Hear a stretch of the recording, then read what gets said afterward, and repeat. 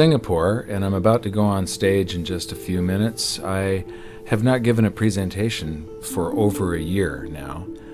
I was in a little fender bender a while back, and so I took a little bit of time off. There's this sense of urgency now. The global dollar standard was put in place by a series of accidental events that were very fortunate for the United States because it gave us an advantage over the rest of the world. But our politicians over the past decade or so have abused this privilege as though it was their birthright. And now the rest of the world are turning their backs on the US dollar standard. This is going to cause a financial calamity the likes of which we've never seen before, and it's going to be devastating for most people. I don't want this to happen, but the damage has already been done. So I'm going around trying to alert people and show them how they can protect themselves and turn this into a great opportunity for themselves. There's always one result from what we are doing right now, expanding the currency supplies all over the planet. There's one result, and that is higher gold and silver prices. I love America, at least the America that the Founding Fathers created, and I'm hoping that people get interested in this so that they'll see that what made America great is the answer to our problems, to get back to free markets, free people, and sound money. Our own history proves that this is the road to maximum prosperity. We are entering a period of financial crisis that is the greatest the world has ever known. The wealth transfer that will take place during this decade is the greatest wealth transfer in history. Wealth is never destroyed, it is merely transferred, and that means that on the opposite side of every crisis there is an opportunity. The great news is that all you have to do to turn this crisis into your great opportunity is to educate yourself. I believe that the best investment that you can make in your lifetime is your own education. Education on the history of money, education on finance, education on how the global economy works, education on how all of these guys, the central bankers, the stock market, how they can cheat you, how they can scam you. If you learn what is going on and how the financial world works, you can put yourself on the correct side of this wealth transfer. Winston Churchill once said that the further you look into the past, the further that you can see into the future. This program is all about creating your own crystal ball, being able to gaze into the future, being able to change this crisis, the greatest crisis in the history.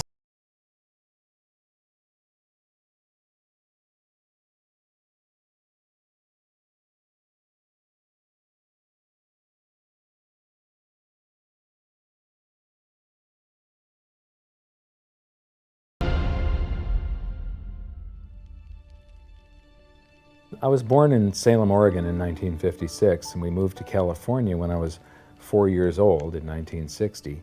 But when I went to school, it was obvious after just the fourth grade that there was something different with me. And by fifth grade, I was in remedial classes.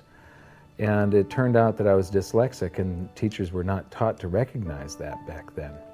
I was always falling behind everyone else.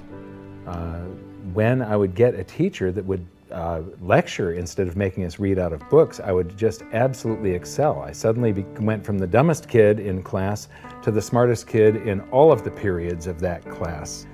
But the result was that, after a while I was in every single remedial class, and I just couldn't take it. And in 10th grade, I dropped out, middle of 10th grade, and I've never been back to school.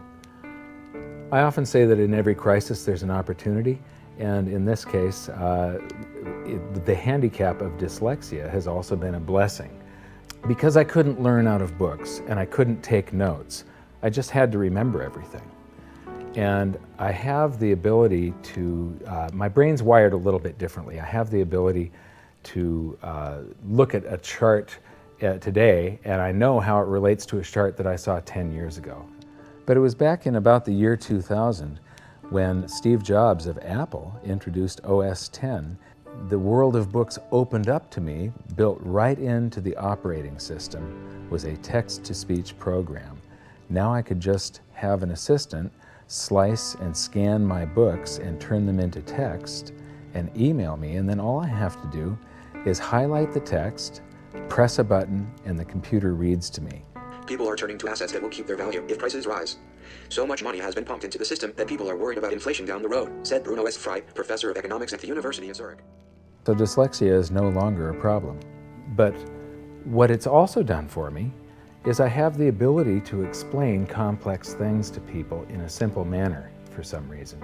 And so I sort of made it my mission to try and wake up the middle class, to let them know how the monetary system works, to let them know that there is a major economic calamity coming sometime down the road, and it's most likely within this decade that we're in right now.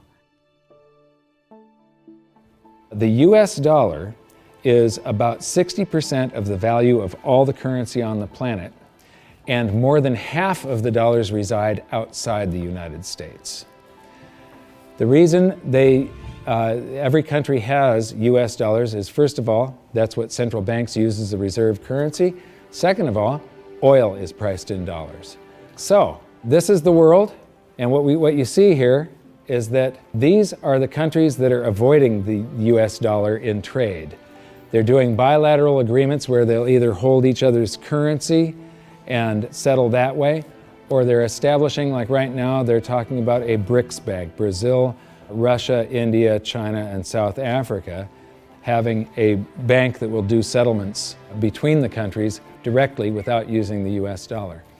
These countries, they tried to avoid using the US dollar, like Iran tried, and we banned them from using SWIFT. How many here have made wire transfers before? So do you know what a SWIFT number is? It's a code that you plug in, and this SWIFT system is what transfers those dollars from one person's account to another person's account. Well, Iran decided that they were going to sell oil only in euros. They got banned from SWIFT. But there's countries right now coming up with a replacement for SWIFT, and it doesn't use the dollar, it's the Sukra system. And Iraq started selling oil for euros. In Libya, they were talking about creating the gold dinar and selling oil for gold. So those are the countries that are trying to use something other than the dollar. Then we've got gold competing with currency. And there's a lot of talk around here about the gold dinar, and there's people that are actually using gold in some of the countries over here. And then in Utah has recognized gold and silver as money again. It's legal tender currency in the state of Utah in the United States. And then you've got physical gold accumulation. I'll show you later that China is accumulating an immense amount of gold, but all the countries with an up arrow, that's gold accumulation. Then we have gold repatriation. Germany has been asking for their gold back, and they're getting it. Venezuela has repatriated their gold from the Bank of England. And then if we put this on a timeline, here's the nails in the coffin for the dollar standard, and you will see that there's not a lot of time left. This is my evidence that I think is proof that the death of the dollar is coming, and it's coming shortly. Nixon ended Bretton Woods, and we went on the dollar standard. Then the first nail in the coffin is Iraq sells oil in euros. The crisis of 2008, and we added 1.25 trillion to our base money in the United States. As we add to the base currency, people get worried about inflation. They start rushing toward gold and silver. Iran ends oil sales in dollars, and they're taking commodities in trade for oil. They're taking, in Turkey, they take the local currency and then buy gold in Turkey and export the gold to Iran. So they're basically selling oil for gold. They do the same thing with India. QE2, quantitative easing, that's more currency printing in the United States. Libya, China and Russia bypassed the dollar. They did a bilateral trade agreement where they hold each other's currency, and they do direct debt settlement without having to wire transfer US dollars. Chinese president just recently said that the dollar as the world's reserve currency is a product of the past. Utah recognized silver and gold as money. China and Iran bypassed the US dollar with a bilateral trade agreement. Venezuela repatriates its gold. China and Japan trade directly. India and Japan bypass the US dollar. Russia and Iran trade directly. Iran sells India oil for rupees and commodities. China and Brazil trade directly. Swiss citizens demand gold repatriation. African countries ban the dollar. In Zambia, you can go to jail if you use US dollars.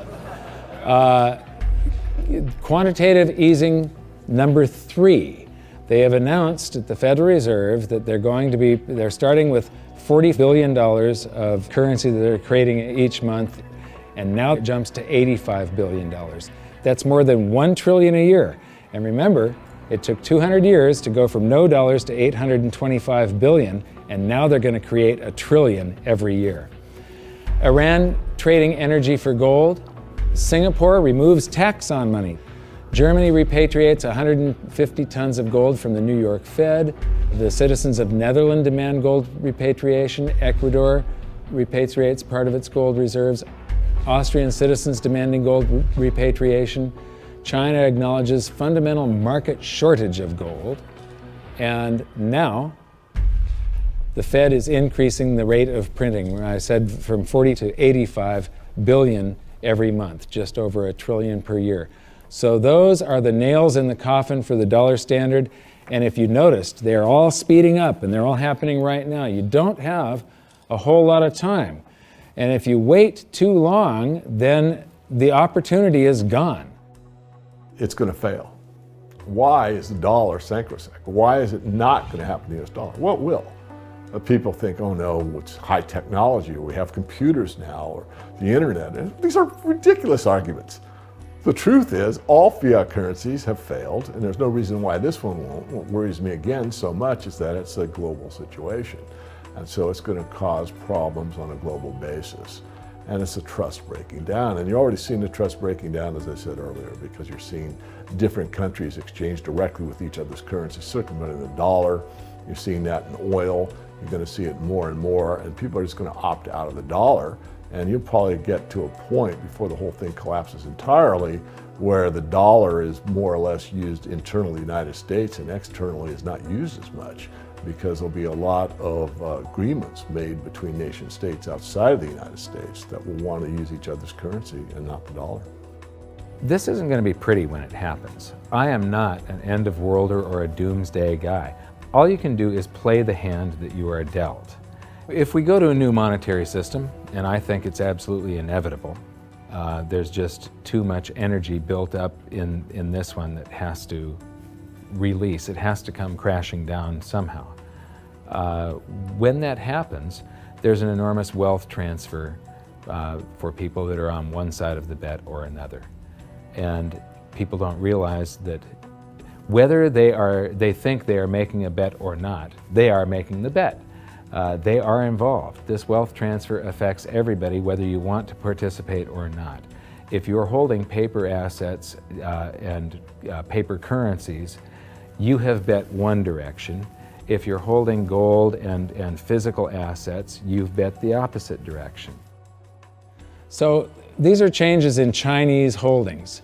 They are accumulating gold, they are getting rid of US Treasury bonds. This is gold held in China. The green line is the cumulative gold, that's on this side, this scale. So it's gone from about 700 tons to almost 6,000 tons just since the year 2000. So this is their central bank holdings, this is their mine supply, but this is, and my researcher put all of this data together. You're the first people to see this. This is the amount of gold flowing through the Hong Kong exchange that goes into China. And the past couple of years here, they have ramped up their buying. They know that the dollar standard is coming to an end, and they are protecting themselves, and you're probably going to see gold-backed renminbi someday, the yuan. So this is an interesting chart. Change in global influence. So this is the correlation to this basket of currencies. This basket of currencies, if you add them all up, they're trading up or they're trading down. And this was pre-crisis, so it's before 2008. So this is from the International Monetary Fund, it's their data. So from 2005 to 2008, This is the correlation of, if that basket of currencies was trading up, the dollar was probably doing about the same thing as what it's saying. The Chinese renminbi, a little less so. And then this is today. The US dollar is done for.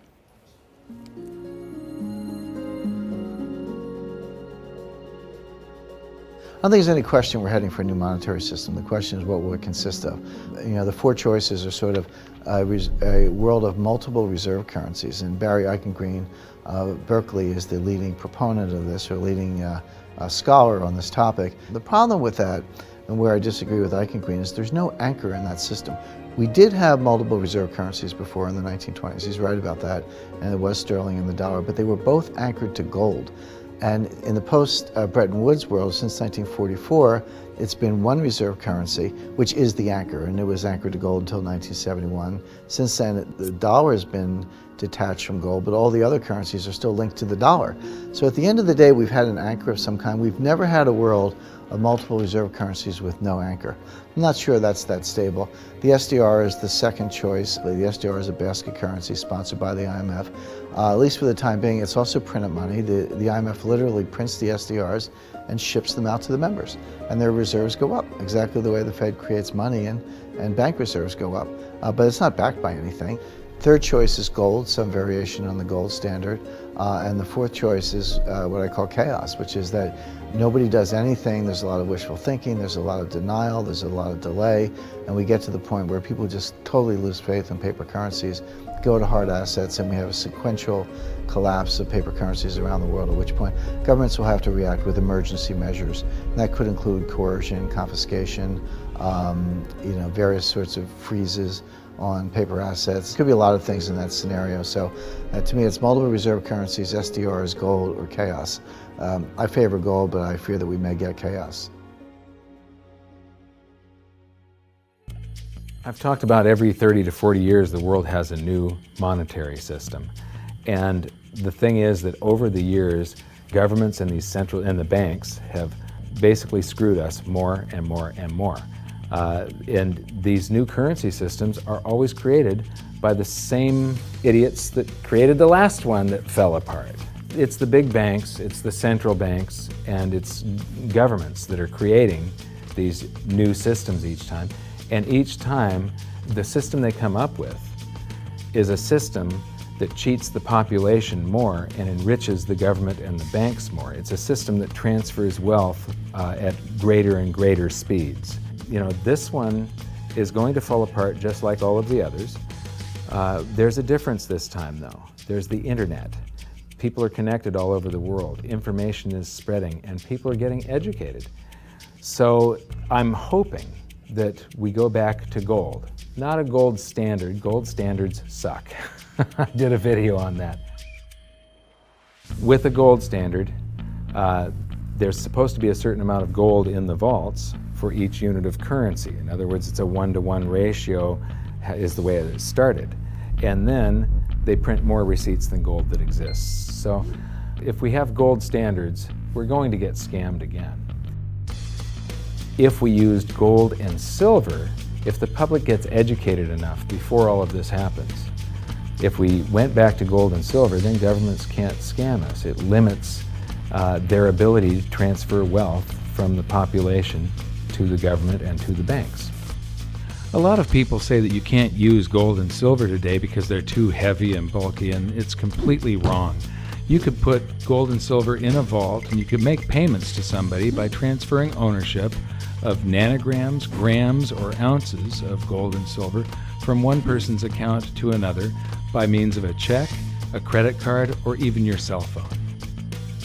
If we go back to a gold-backed currency, gold-backed US dollar, at that point, I think the minimum scam that the US could get away with, which means the minimum number of dollars in existence that they could make convertible into gold, would be the dollars that are held in foreign central banks.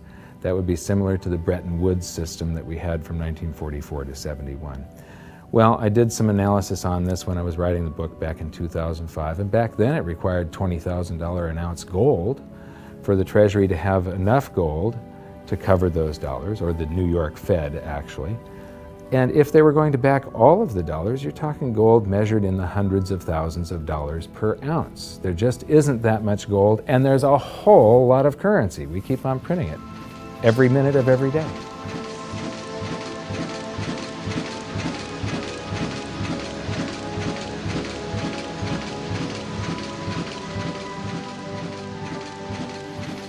This is gold and how it accounts for a currency supply. This is our base money in the United States, which was gold back here from 1900 until the Federal Reserve. The amount of currency in circulation in gold were the same. And then we established the Federal Reserve and we inflated for World War I, and we had more currency in circulation than we had gold to back it. There were some bank runs in the 30s. Then Roosevelt unpegged the dollar from gold, and gold's value rose from $20 an ounce to $35 an ounce. And when it did, the value of the gold held at the U.S. Treasury rose to meet the value of all the currency that was printed in the meantime.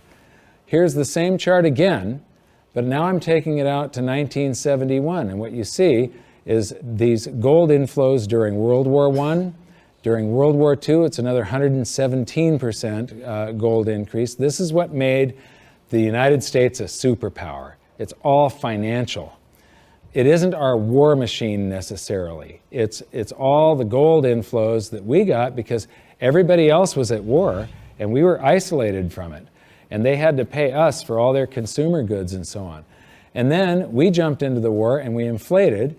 And then in about 1959, countries started figuring out that we didn't have all the gold. You know, we were printing more dollars than gold that we had to back it. And under the Bretton Woods system, they could go to the New York Fed and turn in their dollars for gold at $35 per ounce. Only foreign central banks. Individuals couldn't do that. So gold started flowing out, and the U.S. lost 50% of its gold from 59 to 71. And in the meantime, we kept on printing currency. If this had continued until it got down to zero, if there was one more dollar out there that laid claim to gold, that came in and said, we want our gold for a currency, and there was no gold to back it up, the entire world monetary system would have come crashing down. So Nixon had to take us off of the Bretton Woods system, the last vestiges of the gold standard in August 15th of 71. So here's the same chart again. There's the first chart and the second chart to 71, and now I'm taking it out to 85, and I'm adding a second line here. How many people would agree that credit cards are replacing cash in circulation? Yeah? Credit cards, you use your credit card more and more every year, right? You use cash less and less. Well, this is outstanding credit card balances. It's called revolving credit outstanding is the name of the chart that you get from the Federal Reserve. When you charge something on a credit card, you create currency.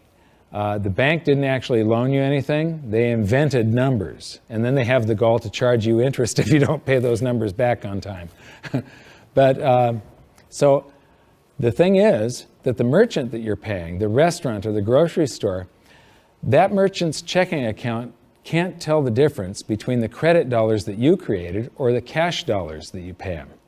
So to that merchant's checking account, it all looks the same. And those dollars that you created stay in circulation until somebody saves them up and pays down credit card debt. So unpaid credit card balances I include as part of the cash in circulation. And in 1971, Nixon took us off the gold standard, and gold became a freely traded separate commodity/money, and it did an accounting of the currency supply. There was quite a while here where we could have gone back on the gold standard. The value of the gold at the Treasury exceeded all the dollars printed from George Washington to Jimmy Carter. And for a week or so, a couple of weeks, it exceeded base money plus outstanding revolving credit.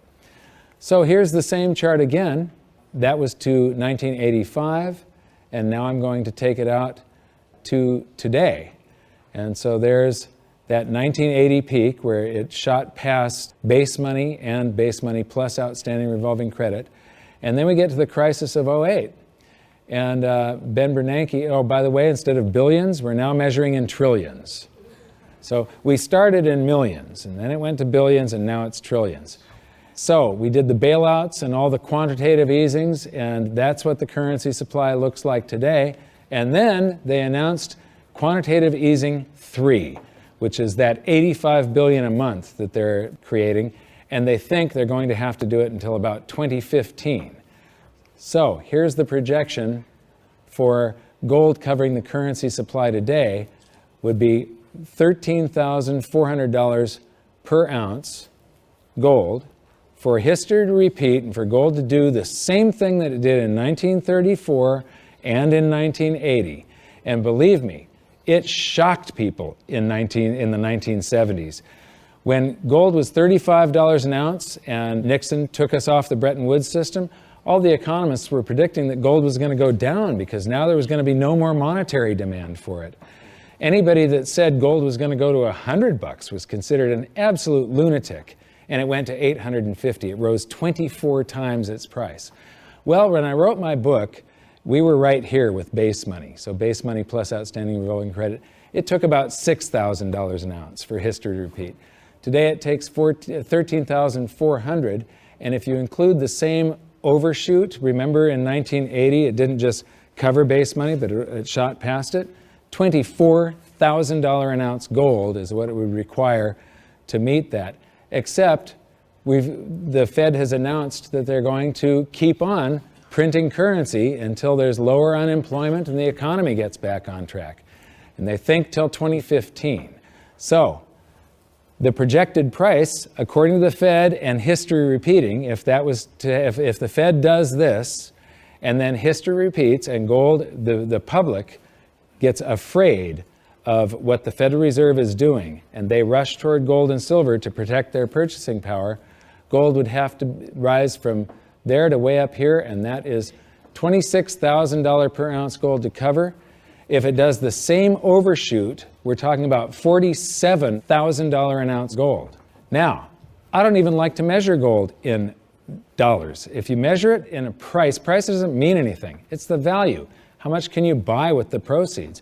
If we have deflation and some of this currency evaporates, because it's all just numbers that they type into a computer these days, if we have deflation, maybe gold peaks at $3,000 an ounce and the currency supply collapses to way down here somewhere, and the Dow is at 1,500. That means gold will still be double the Dow. You're still going to get 14 times more paper assets one day than you can buy today with them, and it's probably only a couple of years left that this is going to take, as you saw by how the nails in the coffin of the dollar standard, how they're speeding up. If we have big inflation and the Dow goes to 30,000, maybe gold will be 60,000 an ounce. And if we have hyperinflation, the Dow would be 30 trillion and gold would be 60 trillion. It doesn't matter. In any case, gold would buy you 14 times more paper assets than it does today. So these are the global assets. Here's the bond market. Here's the stock market. This is the value of real estate on the planet. And these are bank deposits, and there's gold. Now, that little slice of the pie is going to get a lot bigger in just the next few years, and it's not going to do it by a whole bunch more gold just appearing.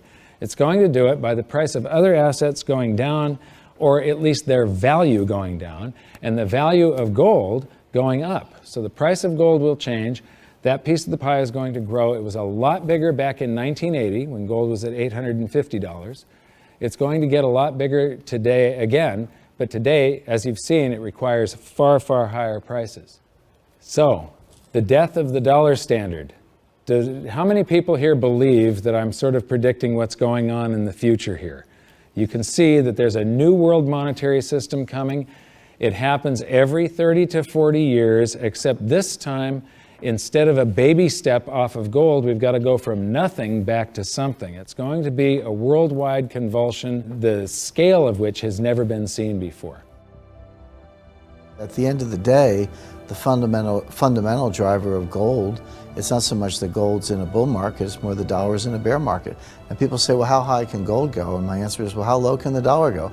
The answer is the dollar can go to zero. If you divide any number by zero, the answer is infinity. So gold can go to infinity if the dollar goes to zero. Now, in the real world, something else will happen. It's not that gold becomes worth infinite number of dollars. It's more the case that the dollar just falls off the stage. The dollar gets the hook, so to speak, and you'll count gold in dollars to 5,000 to 10,000 at some point, but there will come a time when you won't count gold in dollars anymore because dollars won't count. People won't want dollars. There is so much opportunity in crisis, it is absolutely extraordinary. That's just not me saying that, that's just history. You read any amount of history, and I don't mean last week, I mean real history. You know, in times of crisis, it's when huge fortunes were made. In times of crisis, it's when human beings create and develop newest technologies and newest science and new medicines. In times of crisis, there's so much opportunity as long as you can remain calm, get educated, be resourceful. The challenge for most people is that in crisis, they go into crisis mode, which means they go into scarcity, they go into lack, they go into blame, and none of those emotions are resourceful for helping you solve whatever challenge is in front of you.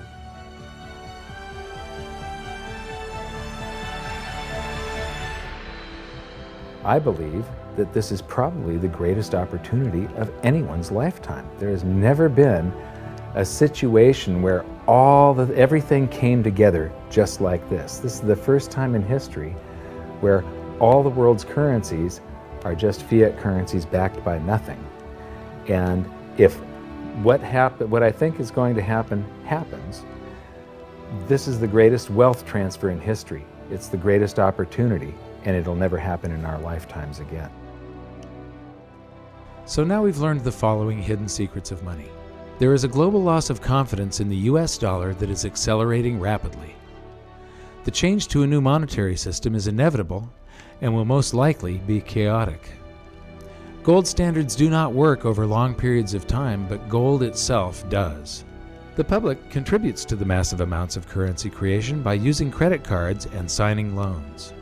Gold has already accounted for the expansion of US dollars twice in the last century and may likely do so again. So that's it for this episode. I thank you for watching, and I hope you enjoyed it. I know I threw around a bunch of astronomical prices for gold someday in the future, but it isn't the price measured in dollars, it's how much is its value, what is it worth, how much stuff can it purchase.